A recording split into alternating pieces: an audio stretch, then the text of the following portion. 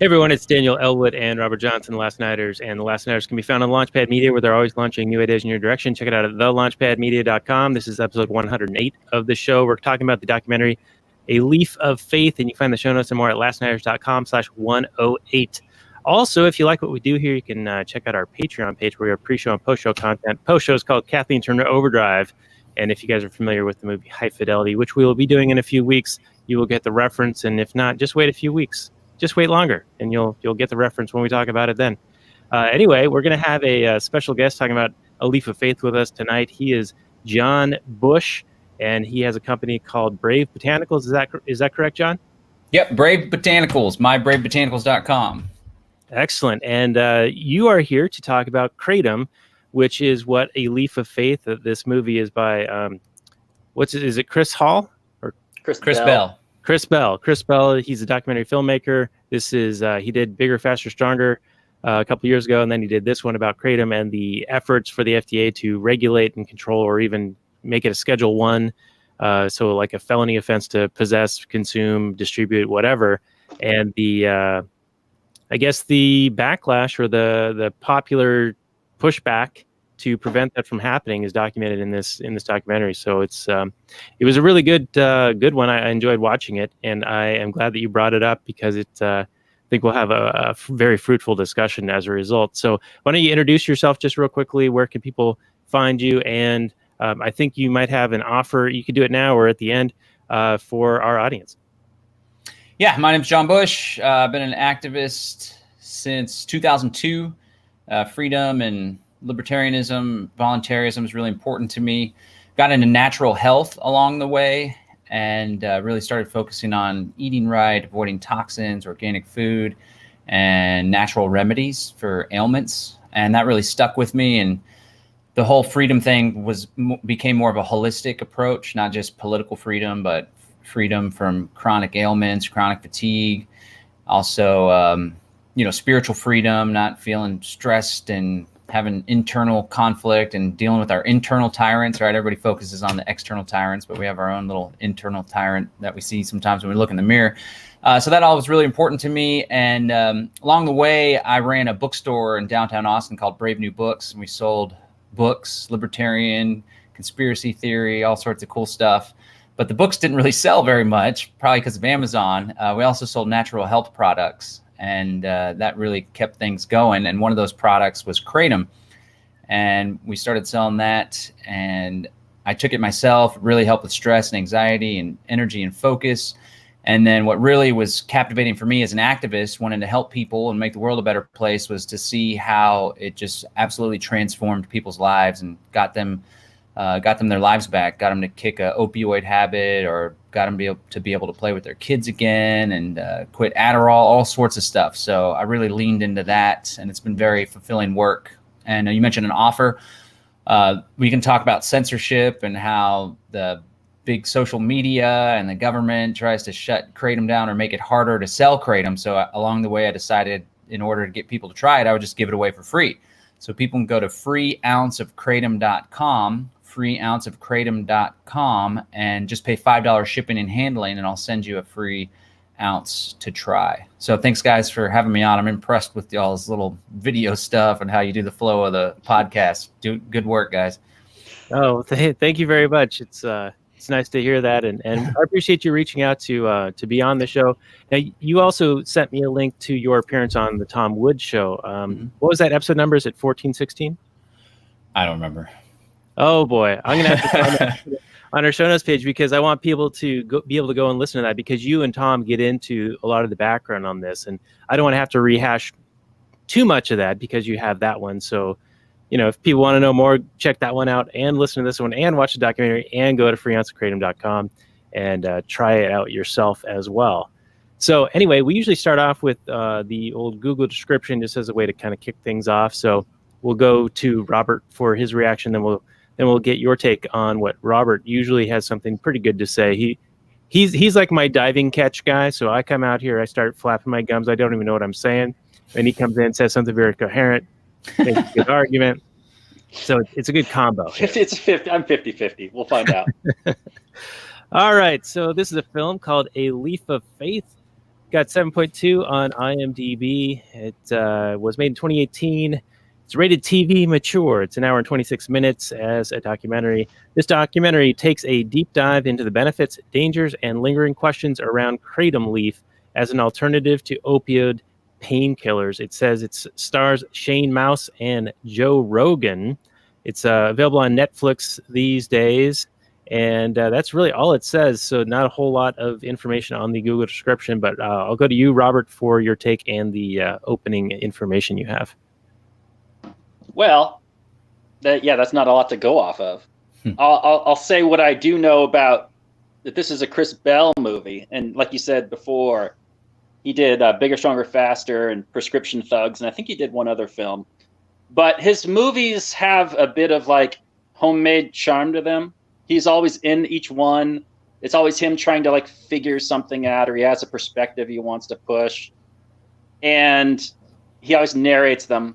And he always has the absolute worst like animated graphics. It's like he makes them himself on like a computer with like an old version of Flash from the 90s or something, but it's always really horrible. Always kind of charming. I like him. But I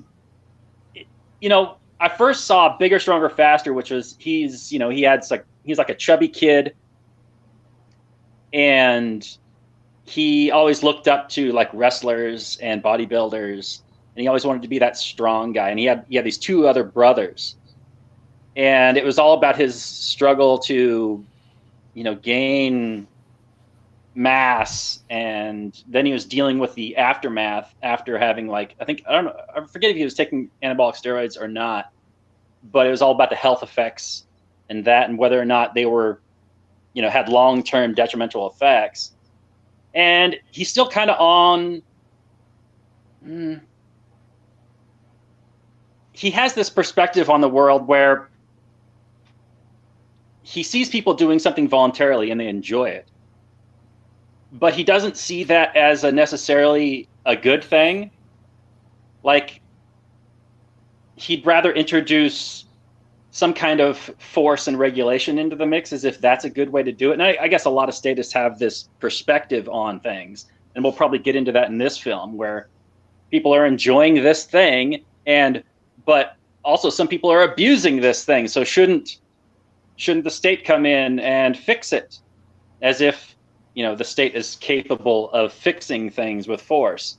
So I like him. I like the way he's trying to figure things out, but I wouldn't point to any one movie of his and say this is like the definitive take on any given thing. I think he asks interesting questions, but I wouldn't necessarily go to him for philosophy or anything like that. All right. Yeah, that's interesting. In watching it, he seemed to be relatively neutral, maybe pushing a narrative a little bit more than the other. But yeah, he does have that homemade craft quality to it, where he's sort of just asking questions and trying to figure out, navigating along the way as he's the audience is learning along with him. And I kind of appreciate that. And then he interviewed that, I'll call her that witch in Florida, that Democratic city council person who was trying to push all this fear mongering and trying to, I guess, get it banned in the entire state of Florida. And just her takes were the worst takes, But anyway, John, let's go to you and your response to Robert and the very limited Google information here. Yeah, I enjoyed the documentary. Of course, I've been in the kratom industry for 3 years, so it was especially exciting to see this really professionally put together piece. And like y'all said, I appreciate the approach. It's very consumable, and it doesn't fly over people's heads. And Chris Bell does a good job narrating and kind of the innocent. I think he acts as though he'd never taken kratom, and he takes it for the first time in the film. But I don't think that's the case. I think he's taken kratom a lot, and that was just kind of a thing that they did to make the film more exciting. But he does approach it as though he's innocent and maybe a little naive on it, and he asks questions, which I think is a great, maybe a Socratic way to explore a topic. And so I think in that regard, the documentary film with that angle is really good. It doesn't try to shove a bunch of information down your throat. although maybe it does in a subtle, indirect way, because obviously he has an agenda. But it's definitely a big topic to talk about, the whole libertarian angle. But before I get to that, I appreciate how he relays people's stories. So it's really effective storytelling to show people, not just to talk about it or talk about the science behind it, which there is a lot of science in the film. But he shows people's real world stories. And like there's a wrestler, for example, that was all addicted to Vicodin and cocaine and alcohol and started taking Kratom. And not only did the Kratom help with pain relief, but it also got him to kick all of the drinking and all of the cocaine as well. So I think that's cool. And I've met many of my customers and people in my personal life, like my partner, for example. She was taking Adderall for years on end since college, and she took it in her professional life, and it would lead her to drink pretty substantially when she would get off work, for example, because she was all wired. She said she would drink to pump the brakes. And so we started dating, and I saw the drinking and saw the Adderall and was like, hey, you should try some Kratom. So she tried some of our White Lightning Kratom and was able to quit the Adderall altogether and really get the drinking under control. So I thought that was pretty special. But there's other stories like that in the film. And then, of course, you guys are voluntarists, anarcho-capitalists. So there's a whole angle throughout the film, not just at one part, of trying to sell the idea that we need regulation in this space. So as a free market guy myself, I think the best regulation out there, because regulation just means to make regular, right? But most people know regulation is through bureaucracies and through government coercion. But I think the best regulation would be industry associations and personal responsibility on behalf of the consumer. And that does already take place. We all know that the reason why the government's trying to ban Kratom, it's illegal in 6 states. And in 2016, the FDA encouraged the DEA to add it to Schedule 1, which would have made it a federal felony. It's because it's big competition for big pharma. And it's estimated that the Kratom industry does like $5 billion a year. It may not be the most accurate term, but it's based on something. And then the prescription pain medicine industry is like 21 billion a year. Maybe it's gone up since I got that stat, but that's a pretty significant chunk of the money there. And so the corporations use the government in order to make it difficult for the competition to take foot. And that's exactly what's taking place. But one of the arguments that the regulators have, which there may be some truth to it, although I imagine it's a very small amount of truth, is that there's people that are adulterating and adding fentanyl and hydrocodone to Kratom. And there's people that are pawning off other substances, and there's all sorts of salmonella and all sorts of stuff. There was like a small little salmonella outbreak, but there's salmonella in any industry. Like lettuce is constantly getting recalled. And so they're saying we need regulation in order to deal with this. And then all of these do-good Kratom vendors and advocates like Chris Bell and one of the Kratom vendors that they visit, they say, well, yeah, we need regulation. Let's regulate in order to make things better. So I think they're doing it as a fear-based reaction because they don't want the government to ban it. So they're like, we need to take care of it and we need to be an active participant. And that one vendor in the documentary is like worshiping the FDA. He's like, we should need to appreciate the FDA and they're doing a great job. They're just trying to help us. Yeah, right. And so that's something that bothered me. There's this Kratom Consumer Protection Act, which is being pushed by the American Kratom Association. And it's been passed in Utah and a couple other states. And it's been introduced in several states. And in fact, in 2020, they have plans to introduce it in 20 states, Texas being one of them. And so I think that the Kratom Consumer Protection Act, what it does is it regulates Kratom. It forces you to register with the government if you're a Kratom vendor. It requires testing on all the batches. And it one of the things that I really don't like about it, besides having to register with the government and just being part of the government altogether, is that you can't sell Kratom if it has more than a specific mitragynine. So there's mitragynine, which is one of the active alkaloids, and then there's 7-hydroxymitragynine. And the concentration of 7-hydroxymitragynine has to be under a certain percentage. So that means not only do you have to test it for purity and make sure that it doesn't have salmonella or heavy metals, but you also have to test the alkaloid content, which can be incredibly expensive. And then if you have stuff with a higher alkaloid content, you can't sell it. Like we just want to sell the whole plant here in its raw form. So that's problematic.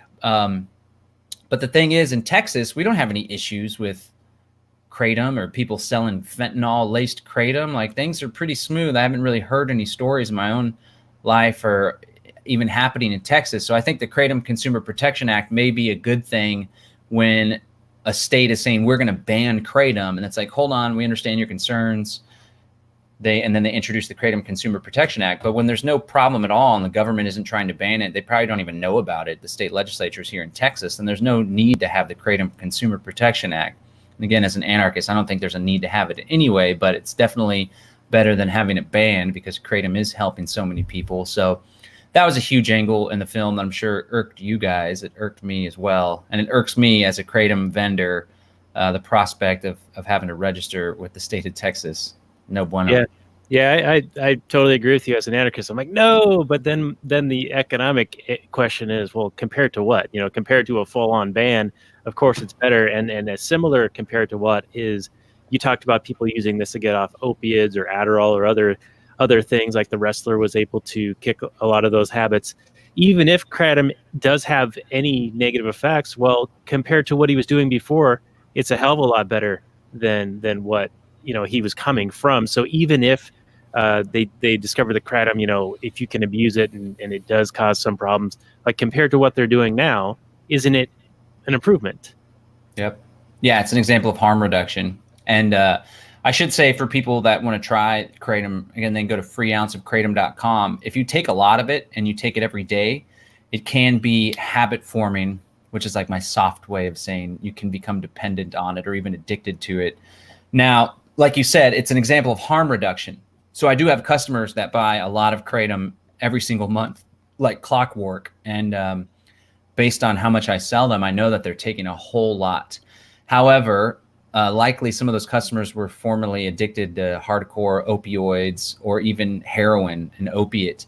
And so even though they're now addicted to Kratom, and probably if they were to take so much and they were to quit, they would have withdrawal symptoms. Likely not as severe as quitting heroin or Oxycontin or fentanyl, for example, but still like wet dog shakes, trouble sleeping, irritability, headaches. The Kratom, now the CDC and the FDA won't agree with this, but Kratom's not going to kill you from taking it alone. Maybe if I don't know, you could die from drinking too much water, but it's really hard to overdose on Kratom because your body makes you feel sick and like you vomit if you take too much. I've taken too much before and I had like flu-like symptoms the next day. This is back when I was experimenting with extracts. I'm not a big fan of the extracts anymore, but like you said, it's harm reduction. So it helps a lot of people. And then compared to what was going on before, it's night and day. So, and then again, when it comes to dependency or addiction, that's only if you're taking it substantially. Like I take it regularly almost every day, and I encourage people to take a few days off so their body doesn't develop such a tolerance. They need to take more. And I don't generally experience withdrawal symptoms when I take time off. It does really help with tension and stress. And so I'm not as like laid back and just kind of chill when I'm not taking it on those days. But I've never experienced major withdrawal symptoms. That's not to say that you can't, but like you said, it's an example of harm reduction, and that's what's most important. Yeah, isn't that due to the much lower ceiling that Kratom has compared to these opioids? Right, it doesn't trigger is not as much in the dendrite or whatever in the activity level or whatever. Action is what they. Yeah, and you were mentioning the funny animations, which I appreciate also. There was one where this doctor talks about banging on a piano key. And so the opioids, the active alkaloids in Oxycontin or fentanyl, they're like banging on the key really hard, the opioid receptor. And then the Kratom one doesn't bang on it as hard. And it doesn't, I don't know all the technical terms, but it's not as addictive or dependent because precisely it doesn't bang on those opioid receptors. And there's different opioid receptors like the mu and the alpha and stuff, and they interact differently. And then one of the other big differences is Kratom doesn't cause respiratory depression, which is the main cause of death for people that overdose on opioids. And it's such a important topic now because we have this massive opioid epidemic. And the irony is that Kratom helps people to get off of opioids and opiates, yet lawmakers and regulators are saying that kratom is a problem because people are taking it instead of heroin, like they said in the documentary. The guy was like, yeah, of course. The comedian's like, of course they're taking it instead of heroin. That's the idea here. So it's a plant whose time has come. Yeah, it's interesting how the DEA seemed to not wonder why. Like the question, why are they taking it instead of heroin, didn't seem to enter their brains. It was just, hey, they're taking it instead of heroin, so it must be bad, as opposed to they're taking it because it's a good way to get off that stuff. Yeah, that's a good point, Robert, because I could see them being like, well, that's the next drug in their, in their thing, right? Like, oh, they're taking heroin and now they've got this kratom that could be worse. They're leveling up or whatever. But to your point, and to John's point, it seems to be able to alleviate the dependency on opiates and help them get off of those harder things that have more negative effects. Yeah, a lot of people go back. So people are like addicted to heroin, or they're taking the pain pills and they want to quit, and they know that it's affecting their lives. They're like all loopy. They can't play with their kids. Like we had a customer in California who is an older grandma, and she was addicted to Percocet for years, and she couldn't watch her 4 grandchildren, and she would find herself like rocking on the bed, just all messed up. And people try to quit, and then the withdrawal symptoms are so strong and painful that they just take the pills again or the heroin again. And that's where kratom really helps, because you quit the opioids, you slowly wean yourself off, and you start taking kratom, and it really acts to minimize those withdrawal symptoms. So that's really how it helps so many people in those areas. But it's not just people that are addicted or dependent on opioids. I take it as an entrepreneur. It helps with mental focus. Like usually around 1 or 2 o'clock, I'll start getting a little brain fatigue. My brain will get a little cloudy, and I'll just have a couple teaspoons of kratom in a big glass like this. This is water, but and it just helps to sharpen my focus and kind of give me a pep in my step. It also helps when my kids are going nuts. They're 6 and 8, and I'm like losing patience. I'll drink some kratom, and it's just like, okay, I got this. I'm going to go along with the crazy, and life's going to be okay. Yeah, mine are 4 and 6, and I definitely know the crazies. Oh yeah. 2 years apart too is I'm going to space that out a little more if I ever have more kids. Yeah. So you mentioned the it's for people who want to get off opiates, but it's also to have more clarity and focus. It seems as if it's this miracle elixir that can do everything. So what is the take on that? I mean, is it really that effective in all these things, or is a lot of this a little bit of marketing speak, the miracle elixir kind of thing? And then who is it not for? Okay. Yeah, so some people market it as a panacea. It interacts with not just the opioid receptors, and this is something I appreciated from Dr. Christopher McCurdy. He mentioned this in the documentary, and I didn't know this before when I watched the documentary a couple years ago, but it not only interacts and stimulates and binds to the opioid receptors, but also the dopamine and serotonin receptors. And that's why it helps with stress and anxiety, or with focus and just an overall sense of well-being. So some people, there's been a small amount of people that have taken it and they don't feel really much of anything at all. But for people that are stressed and anxious all the time, or for people that are in a lot of pain, it really does make a big difference. So I wouldn't say that it's marketing. I mean, it's a plant. It's like cannabis, right? Cannabis is this miracle plant that, if you believe in God gifted man this amazing thing, and man has endocannabinoid receptors, and the cannabis cannabinoids like CBD and THC interact with the endocannabinoid receptors. And if you don't believe in God, then science and evolution helped. The plant was proliferated and grown because it was so beneficial to man, and maybe it became more potent, whatever. But kratom is really similar. There's so many different uses for it. And it's such a game changer, and the side effects are so few and far between. So who shouldn't take it?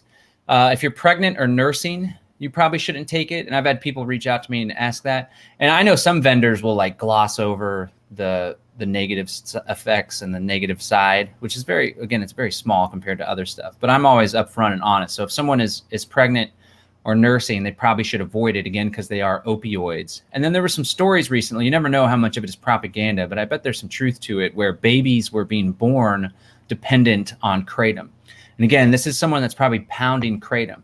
Now, I will say, and again, I'm not a doctor, right? So your audience is probably all anarchists and voluntarists, so they're not going to fault me for this. But I always like to throw out a little disclaimer. I'm not a doctor. I'm not giving you medical advice. It's all for educational purposes. But if someone is pregnant and they're taking Vicodin or Percocet or, God forbid, heroin, which happens, obviously it would be better to be taking Kratom than those things. But if someone's not taking that stuff and they're just feeling a little stressed, then maybe some meditation or change in lifestyle, yoga would be better than taking it. There are some drug interactions. Like there's some drugs that weigh heavy on the liver.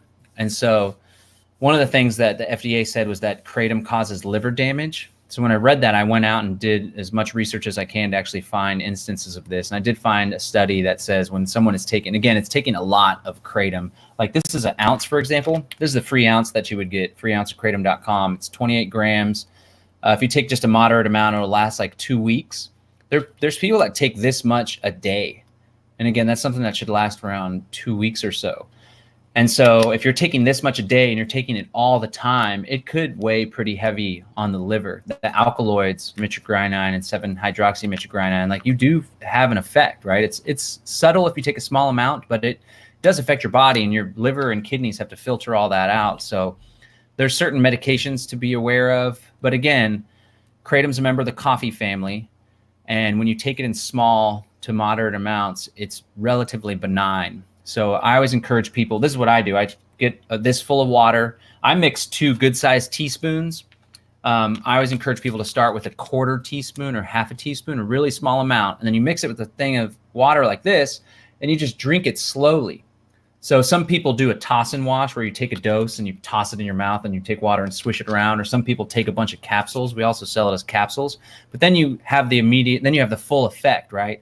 But if you sip on it, then you could drink a little bit and then wait like 5 or 10 minutes. And okay, I think I feel a little calmer, my pain's kind of going away. You drink a little bit more, and that way you can kind of ease into it in case it doesn't sit well with you. Because there have been some people that have like gotten nausea and stuff. But if anybody's truly concerned and they're taking medications, then the best thing to do is consult your physician. But the cool thing about plant medicine, and another thing real quick, in the documentary, that ibogaine lady, ibogaine's like a plant medicine that a lot of people use to help get through addiction and depression and stuff.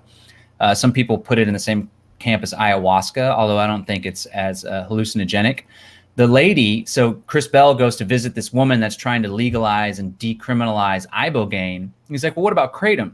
And surprisingly, this lady that's trying to decriminalize and deschedule ibogaine is like, oh, well, I think that should be regulated, or that should actually be Schedule 1. And if people are going to take it, they're going to need to take it with the doctors. And as libertarians and anarchists, we know that there's this dependence on authority, whether it's needing a permit to add an addition to your house, or I only believe something if a professor says it, or economics, right? It's a Keynesian theory, and there's this economist in the Wall Street Journal that said blah, blah, blah about the Federal Reserve or whatever. There's this dependence on authority, and that comes up in the medical realm as well, where people won't act unless their doctor prescribes it. Like Chris Bell's mom, his whole family takes Kratom and benefits from it, except his mom won't try it.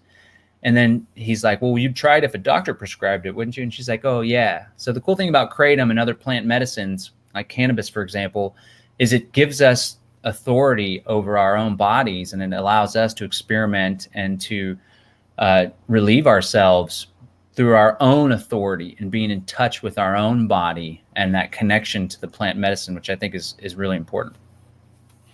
Real quick, this is totally off topic, but kind of sort of not.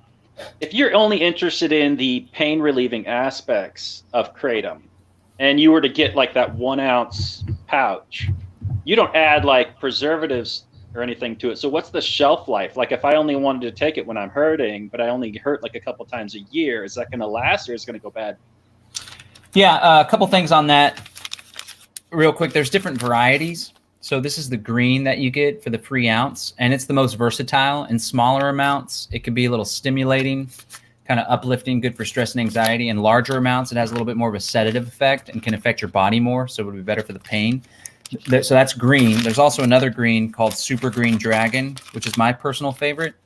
It's good for stress and anxiety. It doesn't have the euphoria that the green Mang Da has. It's not as strong as the green Mang Da. So I like it because I'm more active in the day and I take it for help with work and stuff. And then there's a white variety, which is the most uplifting and energetic. Some people take it instead of coffee. This one's good for stress and anxiety and focus, and as an entrepreneur or you know, doing research or studying or whatever. And then there's the red ones, red relaxation and OG Bali. These are the best ones for pain, the red variety. So there's green, white, and red. The red tends to be the most sedative. The white tends to be the least sedative. The green tends to be in the middle. And these help for pain more and have more of a relaxing effect. They're a little more sedative. A lot of people take the red relaxation for pain. But to answer your question, we import it from Indonesia. It's just in its raw plant form, and it lasts quite a long time. So we always sell fresh Kratom, like we cycle through it in less than 2 or 3 months. But I have Kratom that's from my own stash or stuff that I didn't sell back in the day that's like 2 years old. It might lose a little bit of its potency, but in fact, there was another, I called it my little private reserve stash that was as strong as ever. And it was like 3 or 4 years old. I picked it up. Somebody sold it to me 2 years later. Like my friend held on to it when the government, when we thought the DEA was going to ban it. It ended up being some of the best Kratom I ever had. But if you keep it in a cool, dry place, some people put it in the freezer or the fridge, it should last for quite some time. And so you can have it as needed, kind of as needed basis. And these strains you have, these different varieties, you're mixing them yourself with different leaves, or are these different trees? Yeah, so it's not as scientific or specific as cannabis strains, right? Where they cultivate the seed and they're very careful to keep track of it and not cross-pollinate, so to speak. And strain is a misnomer. That's why I also say varieties. And so the color comes from the darkness or the color of the leaves of the tree. Kratom is made from the powderized, dried up leaves of the Kratom evergreen tree, and the little veins that transport the water and the nutrients. The redder the vein, that'll be the red Kratom. The lighter the vein, that'll be the white ones. There's also stuff they do in the drying process. And so we've had the same farmer for like 2 to 3 years now. And basically it's like this patch of trees in the farm constantly puts out this darker red, right? So we're going to call that our red Mang Da. I came up with red relaxation. What I buy it as is red Mang Da. The green Mang Da is a green Mang Da. White lightning is a white Mang Da. And then OG Bali is a red Bali, and the super green is a super green. That's what I buy it as. So I think it's just like this part, these trees, and then of course they drop the seeds and they're sprouting new ones, or they're cultivating it and planting them. These trees tend to have this darker red leaf. They tend to have this more sedative body effect. These trees over here tend to have the whiter, lighter leaves. And then these tend to be a little more stimulated and energetic. So it's not as scientific as cannabis, but I hope that answered your question. Sure. Well, I'm not mixing anything. It's all, some people do their own blends and stuff. I just sell it like 5 straight varieties. It's exactly what I receive from Indonesia, and then we repackage it and sell it in smaller amounts. But you definitely, from one variety to the next, you can definitely tell the difference, is what I'm basically asking. Yes, even the 2 greens, like the green Mang Da, I just got a new batch, and I wanted to try it because I don't normally take it. And sure enough, it has the same similar effect. It feels great for me for an hour or 2, and then it's a little bit strong, and I start to feel a little too relaxed, which some people may be going for if they're doing it for stress and anxiety or pain. But I'm looking for that choppy, sharp, like go, go, go. And just between the super green dragon and the green Mang Da, I could tell the green Mang Da is consistently more euphoric. I should say too, when people do the free ounce offer, freeounceofkratom.com, you go to add cart, and then once you click add cart, you're presented with a one-time offer to buy the 4 other strains for 50% off. So out the door, you can get all 5 of our offerings for $33.75. And that way you can try which one fits for you. Maybe this one's a little too strong. Maybe this one's just perfect. Maybe these 2 are really good. And then if it does benefit you, you can come back and maybe buy 4 ounces so you can get a better price per ounce buying it in bulk. We also sell half kilos, which lasts a good long while for some people. You save a lot of money that way. So that kind of leads me into my next question. Washington State recently, I guess in the past few years, legalized cannabis. But in doing so, they put this ridiculous tax on it. So they tax the growers 49%, and then they tax the sellers another 32% or something like that. So it's like 81% tax or 79% tax or something like that, the actual consumer cost.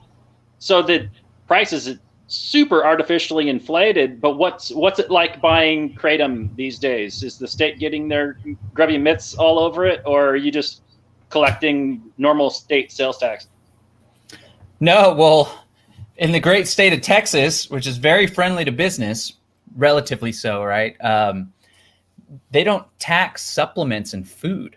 So on the one hand, some Kratom vendors will say not for human consumption because they want to avoid the FDA doesn't allow Kratom to be sold as a dietary supplement. You're not supposed to make any claims. So I always try not to make any of the cure, treat any disease claims, right?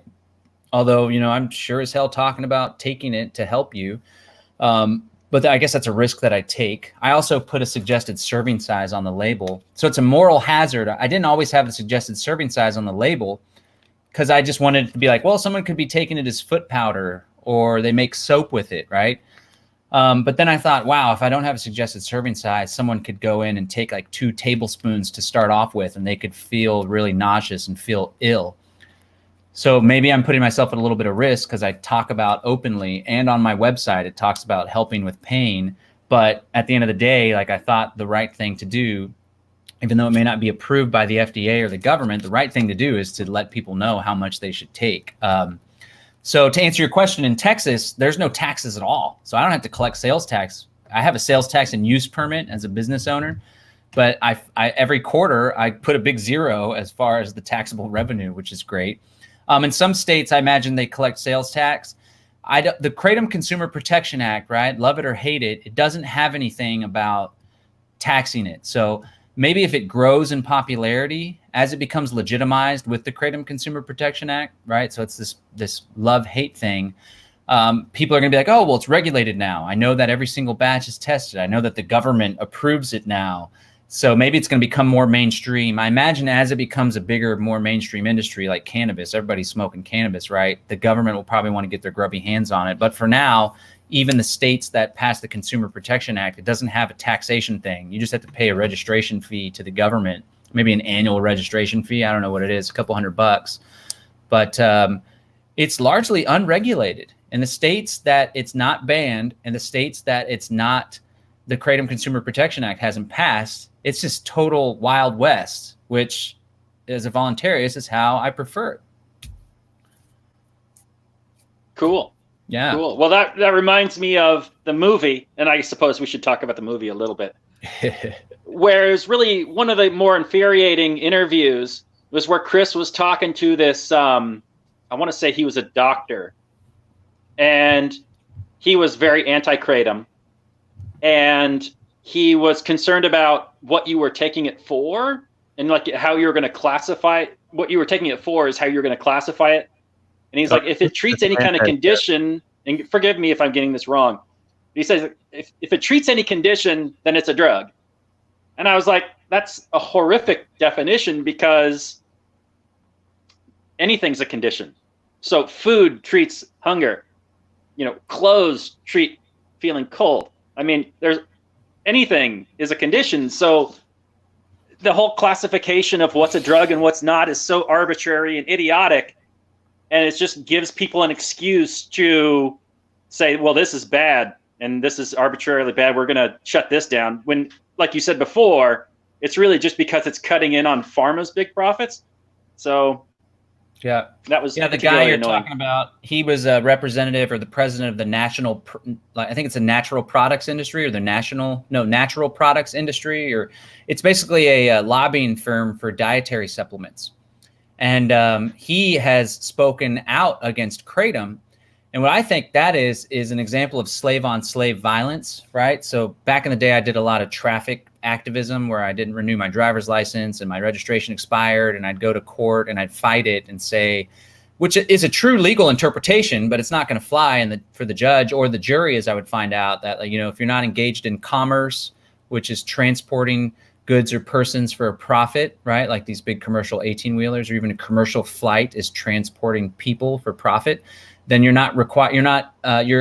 The commercial code doesn't apply to you, right? You're just traveling freely. There's even Supreme Court rulings and all sorts of bogus stuff.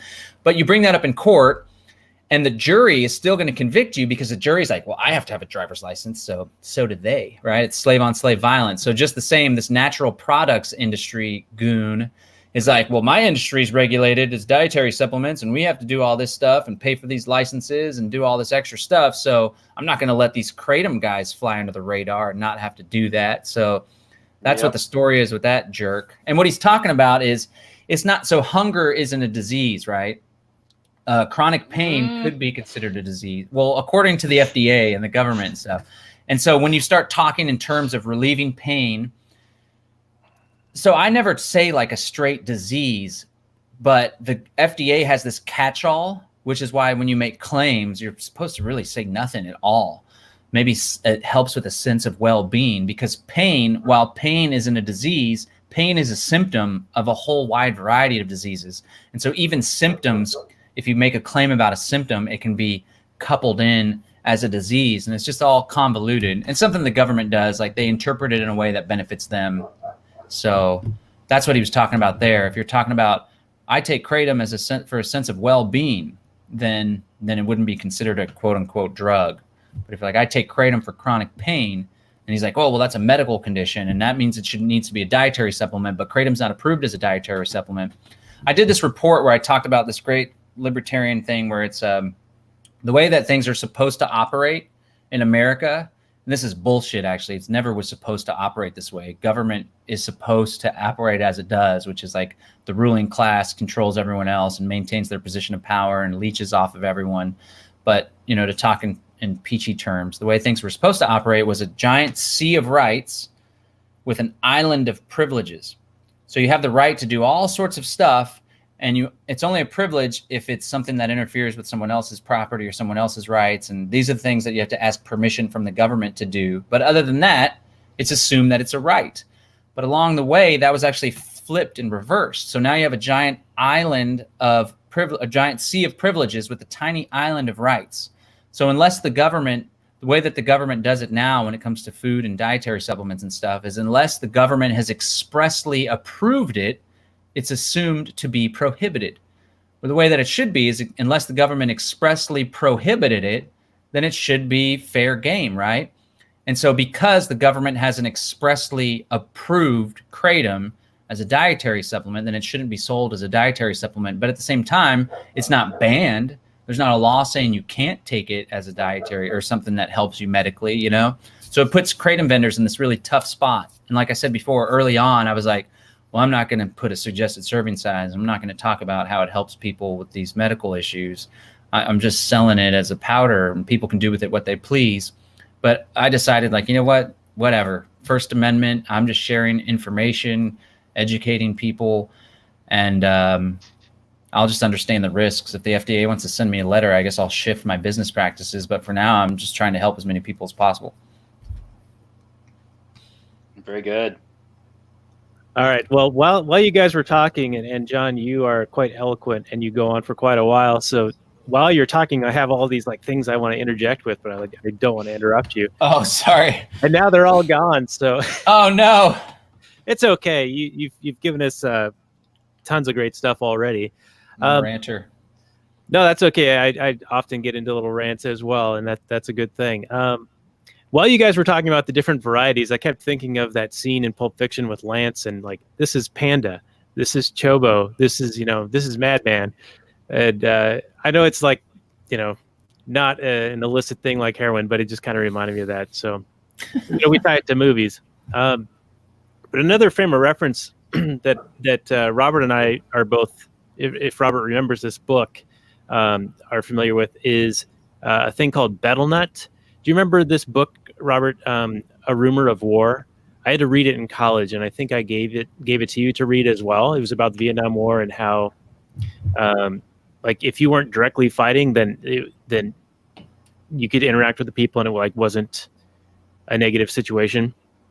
But anyway, he was talking about the people who were chewing on these leaves of the betel nut tree, and it would turn their mouths red, but it would have a mild hallucinogenic effect.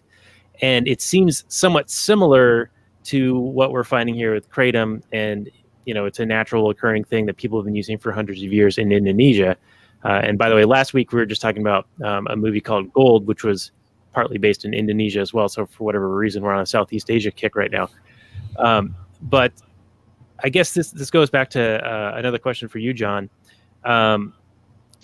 Did kratom just come along too recently to the West?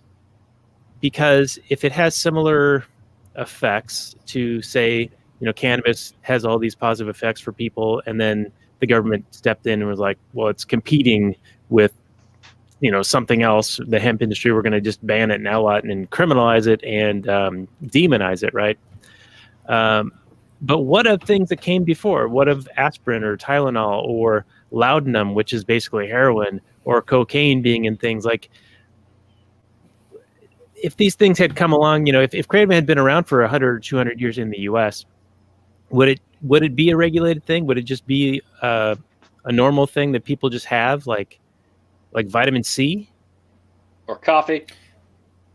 Yeah. So it's been used for hundreds of years in Southeast Asia, and interestingly enough, it was used by the indigenous peoples in that area for the same stuff that it's popular in the West now. People would use it as a stimulant to help get through their laborious days in the farm or the field. They would use it to help take the edge off, sitting around the fire, brewing it in a tea and drinking the tea with their friends. Much like in the West, we sit around and drink beer after a hard day's work. And then interestingly enough, it would also be used to help overcome opium addiction. So opium's been, popular for hundreds and hundreds of years. And that's where heroin comes from, right? The poppy plant. And the opium, people would become dependent and addicted, and there'd be opium crises, much like we have now, opium epidemics, and people would use kratom to come off of that. And then in the 90s, it started being imported to the States, probably through head shops and stuff. I don't know exactly what the purpose of the import was, but it was very, very obscure. And I believe that it started exploding in popularity. It coincided with the opioid epidemic, opioid crisis, which has been going on for 20 years, but really started picking up steam in the past decade or so. And of course, that's because the pharmaceutical companies pushing it on the doctors and making people think it's all safe. But I'm reading a book about opioid addiction and how to overcome it. And apparently like 20 to 25% of people that take opioids end up becoming hardcore addicted to it. But I think it started exploding in popularity, coinciding with the opioid epidemic. And then in 2016, when the government tried to ban it, I think Robert said early at the beginning, it just exploded in huge popularity because now the press was talking about it. People started Googling it. If you look at Google search, which I've done, you can see the huge spike in 2016 when the government tried to ban it. So I imagine had it been around already for 50 or 100 years, it would be regulated. And I think that like cannabis is a naturally occurring thing, right? So it's not something that you can patent, which is why why the big pharmaceutical companies are all up in arms about it. And even the doctor from the film, Christopher McCurdy, he wants to patent the alkaloids in kratom and make a medicine out of it, which is something that he wants to do. But his assistant said they can still exist peacefully together, but who knows? So I imagine fast forward 10 to 20 years from now, kratom is going to continue to grow in popularity. It'll probably be regulated like cannabis is, and they'll probably have synthesized it again, because the big benefit of kratom over the traditional opioids is that it doesn't cause respiratory depression. So it does have so many amazing benefits, and it could really replace a lot of these poppy-based opioids that cause respiratory depression and are the reason why so many people are dying in this country right now. Yeah, what you just said was all excellent, but I wanted to just reiterate like one of the most frustrating point for me in this film, and I understand the desire of people doing this to seem like legitimate. I guess when your product is regulated and whatever, you feel like you're one of the adults in the room, I suppose. But it's like they're out there, they're serving their fellow man, they're creating this product, and people are buying it voluntarily and they're enjoying it and it's helping them. But then they're like, we need to get the government involved because otherwise they might come in, or we need to like self-regulate. We need to see, like, they wanted to force everybody to get it tested. Like, they see the value in presenting a tested product to their customers, because that's, you know, a valuable thing for a consumer to see, like, well, here's this product X that I'm not exactly sure what's in it, and here's product Y, and product Y has all these like certifications and whatever. That is appealing to a customer, right? And they see that, and they're like, well, we need to have someone come in and force it to do it. But then they end up at the end, they're just like, well, let's just do it ourselves. They're like, they go to a guy and he's like, yeah, I'm gonna bankroll this testing for this thing, and then like Chris Bell's gonna get into this business. So it's like they see the value in it, so then they just do it themselves, but then they probably still want it regulated. It was really frustrating. It reminded me of the Comics Code and the Motion Picture Rating Agency back in the day, when government was going, well, what are all these racy movies coming out of Hollywood? And what are these racy comic books being made? These are corrupting our youth and they're corrupting everybody. You guys need to like get a handle on this stuff. And so the industry sort of self-regulated themselves. Like you can't do X, Y, and Z. And it really put a hamper on creativity. And you ended up with just stupid shit. I want these people to learn the lesson and to just go straight free market and let the market and the consumers trust the consumers to go, well, yeah, this product is probably going to be better than this product. Or, you know, maybe there'll be some people that will rather pay a lower price and roll the dice on this other Kratom. I don't know. But there's probably going to be a large enough market on the tested Kratom for other people. I don't know. Just let the market decide. I wish people would see that. Yeah. We're such a minority as libertarians and anarchists that something like that bothers us. But I didn't like the vendor that they spoke with at the end. And I think he was kind of arrogant. And obviously he's scaled to a position of where they can test every single batch that comes in. Our Kratom is tested periodically. We don't test every single batch that comes in. But like I said, we have the same supplier for over 2 years now. And we've never had any issues with adulteration or salmonella or anything. And every time our periodic tests come through, it's totally pure and clean. And, you know, you got to scale, right? So you start somewhere and then you build up and you improve your practices. And the guy was speaking from a position where they're already in a scaled position and they're doing, I don't know, they like push through 20,000 kilos or something a month, which is nuts. Way more volume than I'm doing. And they have way more revenue than I'm doing. And, you got to build up to something. And most of all my customers and the people that I do business with are comfortable with our practices. And they know that I take the Kratom myself, right? So that's a test in itself where it's like, I'll be the guinea pig before putting it out to my customers. But the periodic tests are sufficient. The fact that we have the same trusted, reputable supplier is sufficient. And like you said, the market can regulate itself. And that's already slowly taking place. Like the American Kratom Association has general good manufacturing practices, and there's certain vendors that are getting certified under that banner. And so it's kind of like the non-GMO project, right? Like a lot of libertarians were like, we need to have regulation that requires labeling of GMOs. I was always like, well, there's already nonprofits and businesses that are doing that. And like the non-GMO project is an example.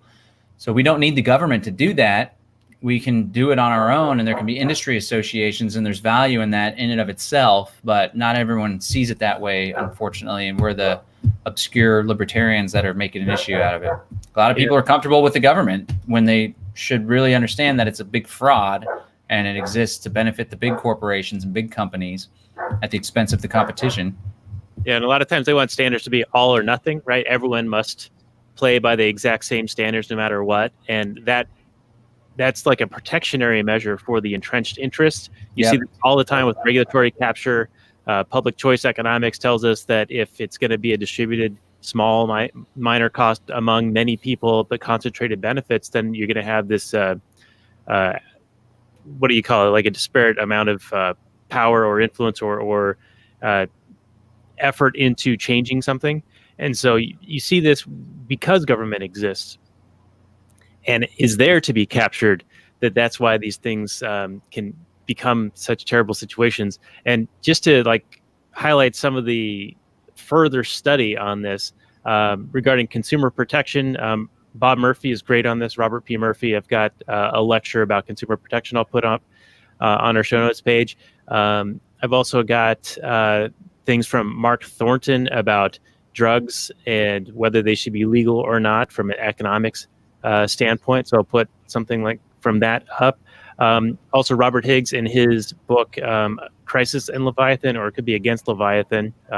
He talks about how the FDA, in just a decade, there were over 500,000 deaths related to prescription drugs that were prescribed by doctors already approved by the FDA, not even mentioning the untold horrors of people suffering from disease who can't get cures or relief because the FDA won't approve the drugs, or it's like in the movie you talked about, it's $1 billion to bring a new drug to market just to get the FDA processing. So, how much suffering is related to even that, things being prevented from people making choices for their own bodies, like the left likes to talk about my body, my choice, but only in one very, very narrow and particular topic, not about virtually anything else.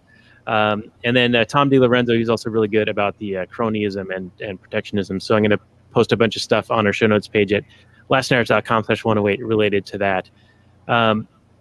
We are going to need to start to wind down. Our show is just about an hour. So if you guys have any final notes before we get into final summary and review and give a rating on this documentary 1 through 10. Well, one thing that I really appreciated about the film was they talk about addiction quite a bit. And they talk about how anything can be addictive. I think they mentioned sugar, fat, and salt being about as addictive as Kratom. And that's absolutely, I've never taken Kratom. And I'm sure you take it because you like it. It feels good, makes you feel good. It gives you a certain whatever you're looking for. But so does anything else. So, people, they made the distinction between hiding. I want to say it was like hiding from the world, like escaping. I think that was the word they used, or somebody was using, was whether you take it to escape from things or you to take it to enhance your current life. And you could say that, a lot of people escape from life with food, like sugar, fat, salt, or video games, or, it could be literally anything. But whether I'm reminded of, and this is secondhand information, but they were taking studies with mice, and they would give them the option of having food or heroin, and they would and it was a mouse all by itself in this cage, and it was just heroin, death. But they put it in that exact same choice with a healthy mouse in a group setting, with a happy mouse, and they got a whole community support and that sort of thing. And it was I'll take some heroin every once in a while, but I don't abuse it. It really shows how pretty much anything can be used harmfully, but other things can also be used to enhance things. So the idea that you're arbitrarily going to distinguish one thing as Schedule 1 and then another thing, it really shows the political and financial backing of the bullshit that the DEA is. And for that, I really think this is a great film. Yeah, it's ironic. It's totally arbitrary and subjective. And to have human beings and who's ever in power get to make the decisions. And of course, we know the people that are in positions of power in the FDA are former executives in pharmaceutical companies. And even this guy, Scott Gottlieb, who was the FDA director most recently, Trump appointed him. He resigned since, but he was not only a former pharmaceutical executive, but he was on the board of these pharmaceutical investment conglomerates, just making millions and millions of dollars off of all this. And then, as one of y'all pointed out earlier, the ultimate irony is that so many more people are dying from opioids and fentanyl and stuff that is FDA approved and is prescribed by a doctor compared to Kratom, which is like nobody dying. And they say there's like 91 Kratom related deaths. That was a CDC number.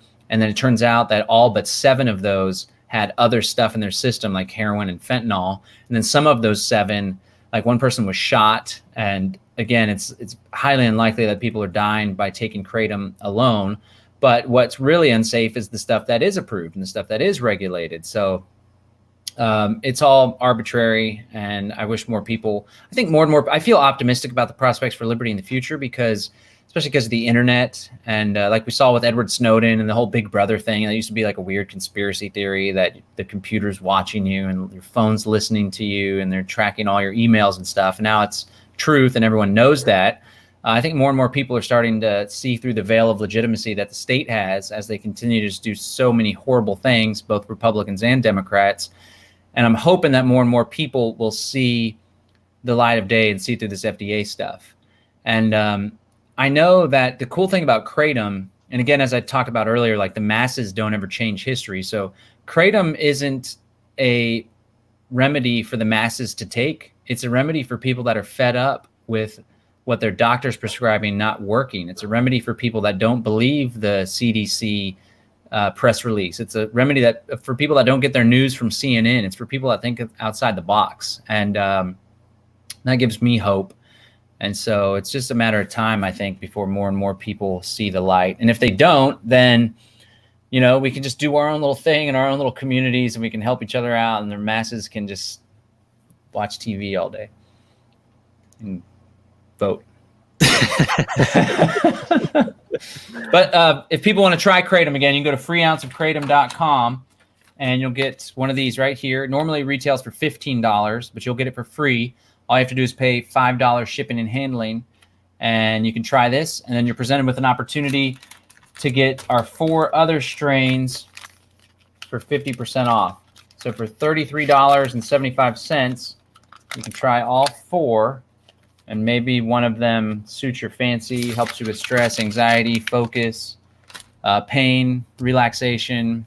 Maybe you drink a little bit too much and you want to cut back from that. Helps with all sorts of stuff. I especially like it that it's, you know, throwing a little uppercut punch to the pharmaceutical companies because so many people are using it and getting off of prescriptions from whether it's depression meds, serotonin reuptake inhibitors, anti-anxiety stuff, Adderall, opioids. Helps a lot of people. Yeah, and your numbers that you were giving us earlier, the 5 billion versus 21 billion, I mean, that's a huge chunk. I'd be curious to see where that number comes from because I would think that the prescription drug market would be bigger than 21 billion, and that the Kratom one, if it's 5 billion, that's huge for something that I hadn't heard of until just recent events. So anyway, yeah. I'd love to see that and post it on our show notes page at lastnerd.com/108. But why don't we kick off our final summary and review? We'll start with Robert, and then we'll go to you, John. Okay. So this is another Chris Bell production, which I think I like the guy. I appreciate his viewpoint. He said some things that I would disagree with, of course, like anybody. Probably the biggest thing he said that I was like, what? That I just, people don't understand this when they say things like this. But he said, being free from pain is a basic human right. And I'm like, it's just not true. I don't know what world he lives in, but it's not a right to be pain-free. I still like the guy, of course. He's fantastic. And this is probably his most important film. So if you're going to see any of his stuff, see this one. His other films have been, I mean, I don't know about Prescription Thugs. I haven't seen that one, but I imagine that I already know a lot of the information that he's going to be talking about in that film. But anyway, this one for sure. I like that he presents both sides. Clearly he has an agenda and a viewpoint, but he does present arguments. I mean, I don't even know if they're arguments, though. He interviews people, and they're basically just, I don't like this thing, so I want it banned. They don't seem to really have an argument. They point to a few deaths that, like we said, are mixed with other drugs and that sort of thing, but they're blaming this thing because it's new and scary, I guess. What people Or- don't understand, they're afraid of. Or it's just somebody died and they happen to have kratom in their system, like Yeah. Right. hit by a bus. Yeah, he's hit by a bus, but he had it in him, so it killed him. Check it out for sure. I think this is a good documentary. I'd say it's probably like an 8. I'm a documentary fan. So yeah, and it's good for sure. Check it out. All right, very good, John. Your final summary and a score out of 10, please. I'm a big documentary guy as well. Early on with 9/11 Truth documentaries, that's how I got my start in the documentary film world. But I appreciate his approach. I appreciate how consumable it is, and it's relatively objective, and I just like the kind of follow the naive guy along as he learns about kratom and educates you as well. I think he had a nice broad interviewees that he talked to. I especially appreciate how he gave the opposition a fair shake. The council member, the mayor lady from Florida, she got an opportunity to share her piece, even though it was total bogus. So I think as far as information, and it is entertaining too, and it's kind of a little chipper in certain parts. And because I'm a big kratom guy, right, I would give it, a 9 or a 10. But I'm going to take away 2 points because the whole regulation angle wasn't just like a passing thing. I think he really drove home the regulation. Like that was one of his points, not only to educate people about kratom and to expose people to kratom, but at the end of the day, he had an agenda to encourage kratom to be regulated. And I find that to be morally reprehensible. So I'm going to take away. Well said. I'm going to take away 2 points on that, and I'll give it an 8. All right, 2-point deduction. All right. Yeah. Well, I enjoyed the documentary as well. I watched it with my wife, and we liked it. Chris seemed to be a very good, filmmaker. It's a little bit like home cooking style. Like he's in it, and he's like very curious, and he's talking to people, and he seems pretty open with it. I mean, you can kind of see a little bit of an agenda. He's sort of pushing the pro-kratom side just a little bit, but at least he does give the shakes to the other side. That lady, it was interesting because during her last, I guess, city council thing, even the guy was like, this is your last one that you're doing, and I want to be able to vote for you, but I can't. And that just showed me also an insight into how politics works. Like, well, he's going to vote for her a little bit more than he otherwise might have because it was her last thing, like for some sentimental, pap.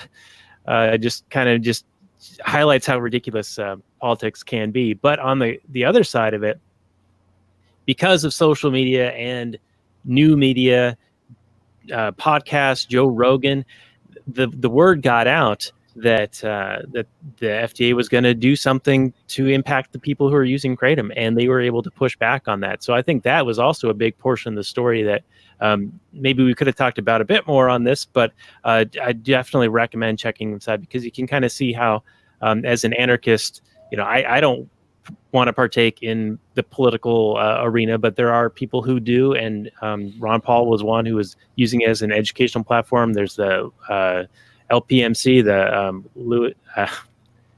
the Libertarian Party Mises Caucus. They're trying to get it back to like principled arguments and things like that. And so I think that there is a space for that, because sometimes the government only listens to one type of thing, and that's like whether their jobs are at risk for getting voted out. I mean, it's a very minor thing that you can do, pushing back on it, but at least it's something, and why not use every voice available? So for that, I'm actually going to give it a bonus point back from where I would have given this a score of 7. I'm going to go up to an 8 on this one.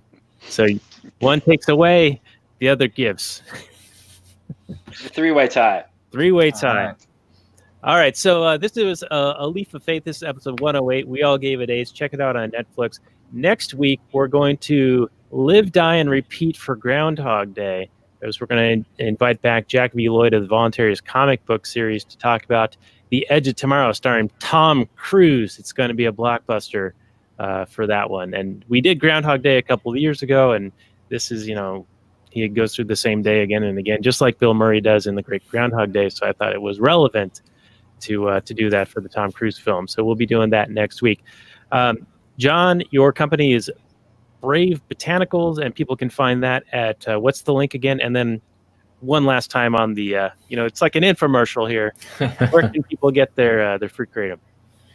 Yeah, the company's Brave Botanicals, and the website is mybravebotanicals.com. We also sell CBD oil, and we just started selling CBD flower, which is very nice and has no THC, so it's super, super chill and super smooth. And then if someone wants to try an ounce of Kratom, they can go to freeounceofkratom.com. That's freeounceofkratom.com. People are standing by. Hey, that CBD oil, I've had that. It's fantastic. But it's super taxed here in the state, in Washington. So is that also like Kratom, not taxed down there? Not taxed in Texas. And so, I mean, if you buy it from another state, we're not adding taxes any way around it. So give it a try. Cool. All right, very good. There was something else I was going to say here. Oh, yes, all the ways you guys can support the show. Robert's usually pretty good about this, but I'll just throw one thing out there. Check out our Patreon, lastnighters.com/Patreon. We got 2 new patrons in the last week. Welcome. So welcome, new patrons. We'll be giving you some fabulous prizes and shout-outs in a future episode. But if people want to get in on that action, go to lastnighters.com/Patreon. The show notes for this one is lastnighters.com/108, and Free Ounce of Kratom is where you can get your Free Ounce of Kratom, ironically enough.